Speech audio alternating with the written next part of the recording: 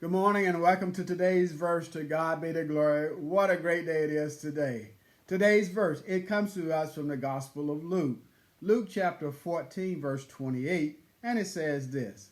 Suppose one of you want to build a tower. Won't you first sit down and estimate the cost to see if you have enough money to complete it? I want to speak to you this morning about counting the cost.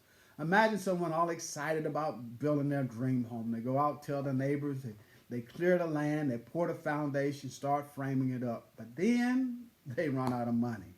Neighbors drive by shaking their heads, not because of the unfinished house, but because the builder never slowed down long enough to calculate the cost. The project didn't fail because of lack of desire. It failed because of lack of preparation.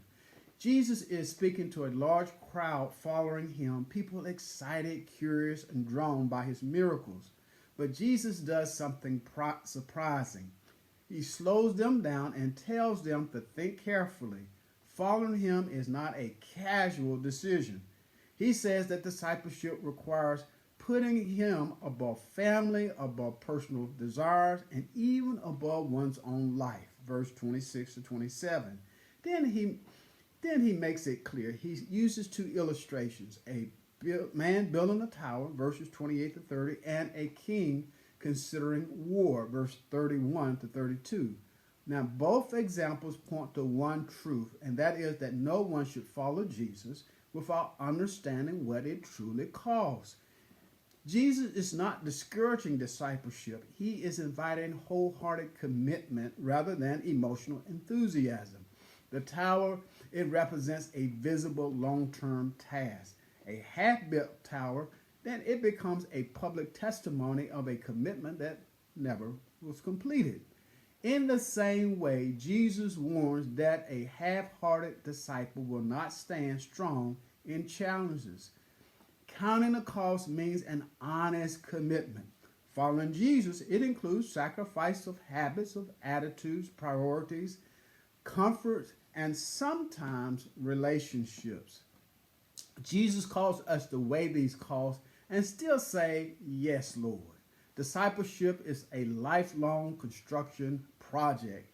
Faith is not a weekend pursuit or a small add-on to one's life. It's the very foundation upon which everything else stands. As Christians, we should expect challenges and yes, even opposition, temptation, spiritual battles, self-denial. That's just part of our Christian journey. Jesus warns to prepare us so that we won't be shocked when the cost of following him meets reality. Just like a tower can be seen by all, our discipleship can be seen as well. People watch how we live out our faith, and a consistent life, it brings glory to Christ. To God be the glory for the great things he has done. I pray that you would meditate upon this verse. It would be a word of encouragement to you as you go throughout your day. Listen, it is the weekend. As I always say, get out and do something special for yourself and with your family. Tomorrow is coming. Enter into a place of worship with the saints of God.